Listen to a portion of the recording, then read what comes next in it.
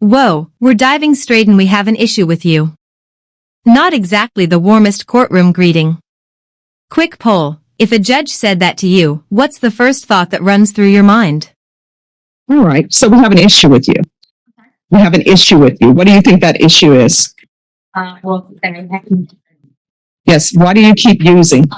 Well, you see, since I use, okay, I have, complied with everything. I joined EC before, and which is it's very helpful and very motivating. I have been coming out ever since, and I have joined outpatient treatment, um, parenting classes, and I've been having my drug tests 4 times a week. And so that's been helping me a lot with staying away from the drugs. And I also got a job too, so and that's 12-hour shifts. So it's been helping me a lot, and it's been keeping me busy and distracted, and I've been complying with everything ever since this, which at the time I really was just, I think I was just depressed. I know it's not an excuse, but like I said, ever since this has happened, and it's sad that it took so much. It's sad that it took this to happen in order for me to start getting my life on track. But I feel like I do feel like I'm in a better place now. All right, because here's the thing. Your probation has been extended for you to get your life in order. Yes, ma'am. This is not on the record because this is us having a conversation, because the next step is going to be a motion to revoke is going to be filed. Do you understand? Yes, ma'am. Did you catch that? The judge just threw down the 20-year prison card. That's the ultimate wake-up call. One wrong step, and boom, you're looking at decades. Imagine hearing that while trying to convince the court you're doing better. And the range of punishment for your offense is up to 20 years. So that means that if you're revoked, that you could potentially end up going to prison for 20 years. You understand? Yes. So we're having this conversation, so hopefully that doesn't happen. Yes, ma'am. So if you're drug tested today, what are the results going to be? We're going to be. All right, when's the last time you used? I haven't in August. Yeah, I think it was in August. But you have a failure to submit. You have a failure to submit in September. September 19th, 2022, you didn't submit. Oh, I don't remember that. But I know as far as I'm concerned, I've been fine with it, going with everything. And also let me point out, with the UAs, that I'm supposed to be calling the UA line every day and testing by weekend for the last 4 weeks. I've been calling the UA, and they didn't even ask me to come in and submit. I have came in anyway to make sure that I get that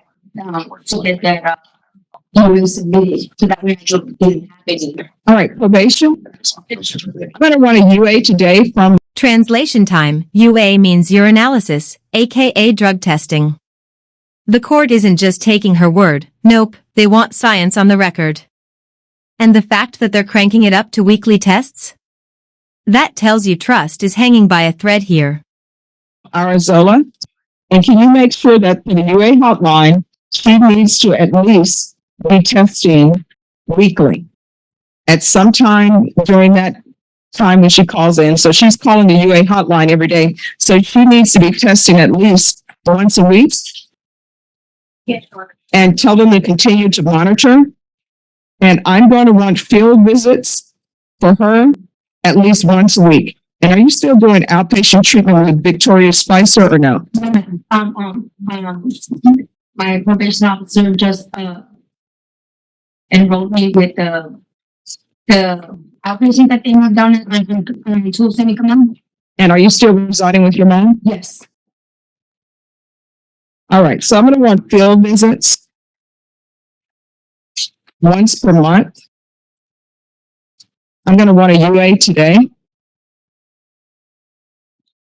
And I want the UA hotline continued. And she's to call daily. And there needs to be a UA at least once per week. And we're going to do that for 2 months and see where we are with the once per week. And then, if there are no, positives, then we can taper it off to maybe once every 2 weeks. Okay. And then we'll do that for a length of time. And then we will go forward maybe once every 3 weeks for a UA. But I know that she expires, I think, in 2023. Yes, Your Honor. So whether or not you expire in 2023 is completely up to you. If I end up getting, positive UAs from you, we'll see. Either you could end up going to prison for up to 20 years, or either your probation could be extended.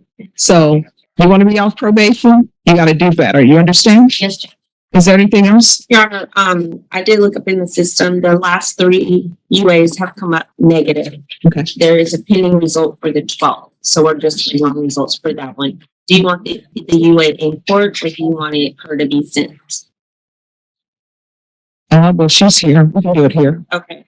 And then one of the issues on the supplemental, not an issue, but with the on the supplemental report, what the officer was requesting is for you to look at the terms of her GPS device. I believe she had the amount of time that was mandated, and they were asking for removal, but you wanted to talk to her first. Yes. So what we're going to do is I will consider removing your GPS device in 1 month. If there are no violations on the GPS, if there's no violations with you taking your UAs, and if the UAs are negative, then I will remove the device in 1 month. Yes, ma'am. So whether or not that device gets removed is going to be completely up to you and your actions. You understand? Okay. All right. Good luck to you. I'm glad you are getting help. Thank you. All right. 2016 CR 5076 State versus Eleanor Arzola. Can I have parties announced? Rick Bainey for the state of Texas. John Bennis for defense. And are you Miss Arzola? Yes. All right. Did you review the document entitled Motion to Enter Adjudication of Guilt and Revoke Community Supervision with your attorney? Did you understand it? Yes. Are you the same Eleanor Arzola who was placed on deferred adjudication in 2016 CR 5076 for the offense of burglary of a habitation on August the 22nd, 2017 for a period of 3 years and extended for a total of 6 years? Is that you? Yes. All right, state. And here's the twist, everything built up to this moment. The state is officially moving to revoke her probation. In plain English, this is the legal equivalent of flipping over the table and saying, game over. What do you think? Is this fair or too harsh?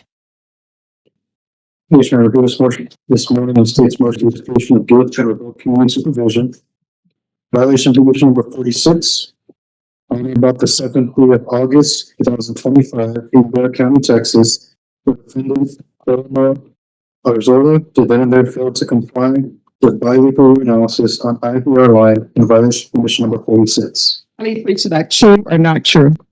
Instead, will waive the violation. Any objections? No objection, Judge. Did you understand by pleading true to violation of condition number 46, the court could find it true, grant the motion, find you guilty, sentence you up to 20 years in prison and up to a $10,000 fine? Yes. Knowing that, do you still wish to plead true to violation of condition 46? Yes. Court will find violation of condition number 46 true. Is there a proposed agreement? Judge. And what is the request? The agreement is to revoke her probation adjudicated routine, sentence her to 2 years TDC. All right, has she done anything on probation? Other than just being on probation? She went to my office with that. She completed that as an intervention. She completed a significant amount, Judge. And addiction just got. Probation? They said, she had a felony drug court for a little while. Mm-hmm. Did complete 123 days of IOP. She did a outpatient program as well, the IPP, the parenting class. Oh, I'm sorry, the IPP, it says there was a violation program or services. But the MIOP was complete. There's some classes but complete. was on, the GPS for a while, that needs to be complete as well. Total credit of $129 for the excess fees of $5,150. All right. The court is going to go. And there it is. 4 years in prison. After all the programs, all the tests, and second chances, the gavel finally drops. Wild how the story arcs from undoing better to see you in state prison. That's the brutal reality of probation. One slip, and it's over. Grant the motion. The court will sentence you to 4 years in the prison, give you credit for any time served, credit for any time served and successful completion of inpatient treatment. So if she was placed in the facilities and she successfully completed those, she'll have credit for those. All right, did you review the document entitled Trial Court Certification of Defendant's Rights to Appeal with your attorney? Oh, yes. All right, because I found you guilty and because I've revoked your deferred adjudication, you do have a limited right to appeal. That right to appeal is as it relates to the allegations in the motion, not the fact that you were on deferred adjudication. Do you understand? And I'm going to also request a therapeutic community for you. I can request it for you, but you're going to have to request it as well because I do not have the authority to force them to place you in that program. Once you're released from the prison, if you can't find a sober support house or anything of that nature, just let me know and come back here and I'll pick up the phone and call someone to see if we can get you help. All right? All right.